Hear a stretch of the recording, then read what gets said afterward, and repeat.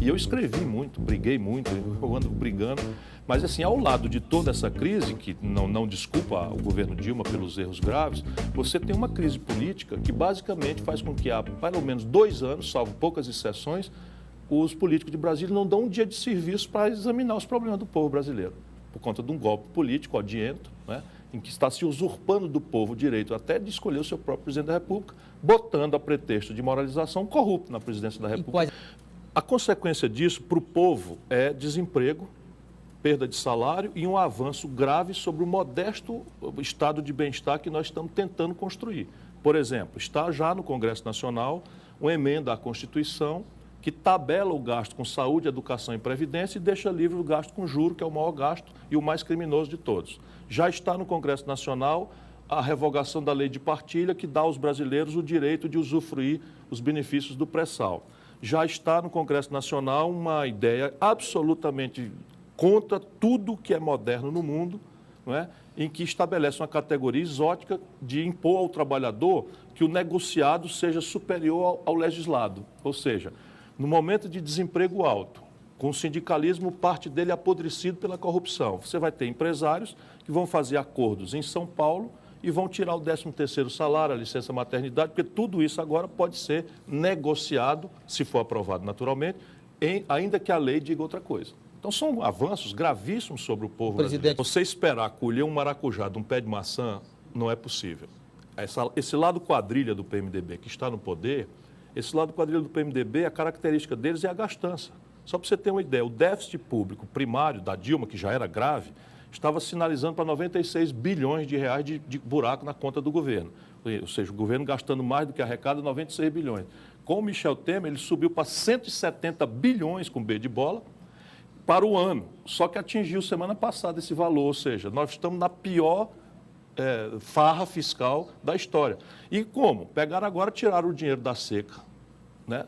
Dos governos estaduais, que são responsáveis por não deixar faltar água em Campo Maior, em Piripiri, Piracuruca, etc., etc., e entregaram para os corruptos do Denox, centralizando tudo com um ladrão que toma conta do Denox lá no Ceará, que é o senador Onísio Oliveira. O problema nosso é de falta de projeto. O maior erro do governo Lula-Dilma foi imitar o PSDB naquilo que há de pior.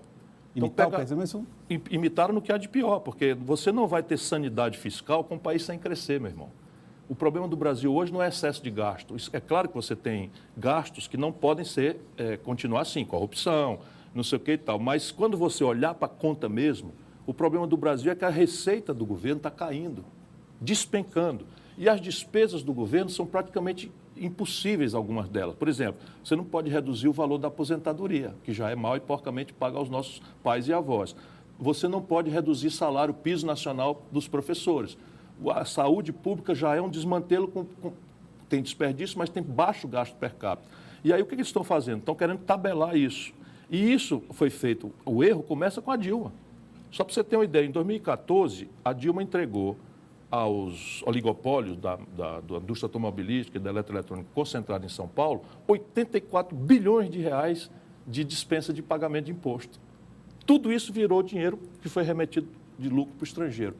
Ora, com 84 bilhões de reais, você fazia 3 refinarias de petróleo no Nordeste, mudando radicalmente a sorte da nossa região. Porque se eu for, eu vou para quebrar ou ser quebrado. O que quer dizer isso? O que significa? O Brasil, as coisas que estão erradas no Brasil não estão erradas porque tem um manual de fazer certo e os caras são tão safados em Brasília que faz tudo errado de propósito. Se fosse assim, era mais fácil.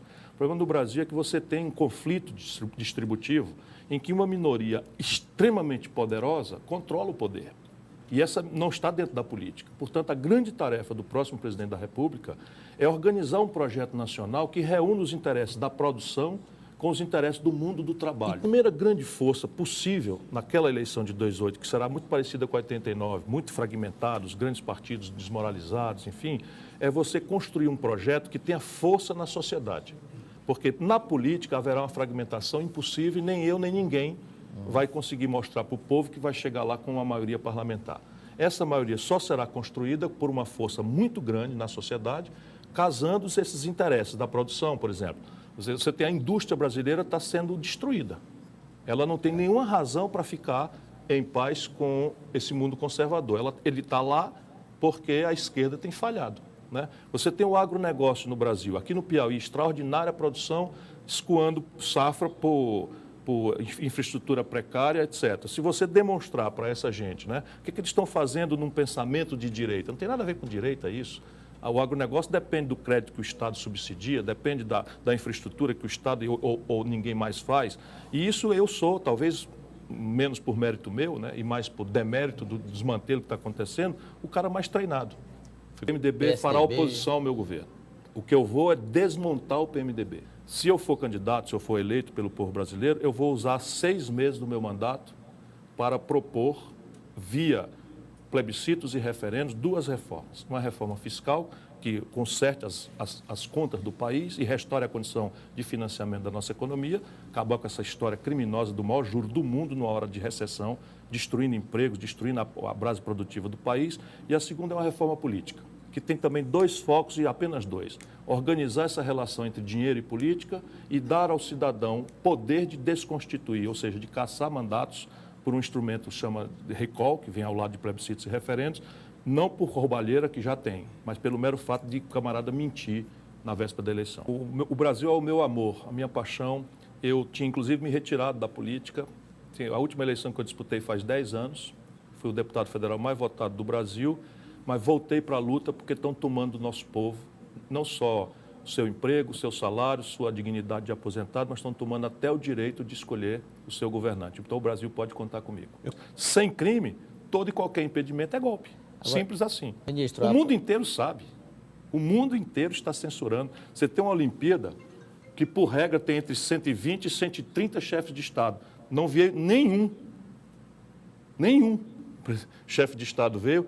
E agora, o canalhocrata que está aí na presidência da República, covarde, frouxo e traidor como é, não vai entregar a chama olímpica para o primeiro-ministro do corpo por pura covardia. Por quê? Porque é um cara antipovo. Ele sabe que ele usurpou o poder, ele é um traidor.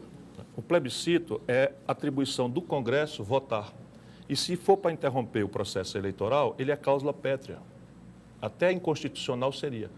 Percebe? Então é jogada, bobagem. Eu acho que isso é importante, sabe? É importante porque, no fim, fica para a história o gesto das pessoas.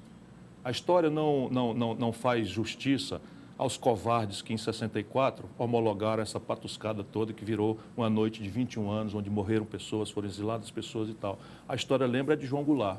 A história lembra de Leonel Brizola, com a rede da legalidade. A história lembra de Getúlio Vargas, que sacrificou-se, né, com um tiro no peito para proteger a nação brasileira. Esses vermes todos vão passar. E ela, no fim, as pessoas vão ver que ela, com todos os erros que o seu governo cometeu, e não foram poucos, ela é uma pessoa honrada. Mas diálogo é uma coisa e enfrentamento é outra.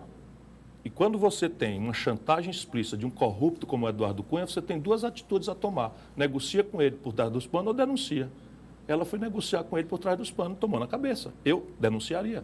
Esse camarada, se eu fosse presidente da República, ele não estava presidente da Câmara, ele estava na cadeia. Ali na fase final, ali já foi tarde. Sim, agora é tarde. Empoderou os caras, eles deram Furnas para ele, deram a vice-presidência da Caixa Econômica para ele, e saiu protestando.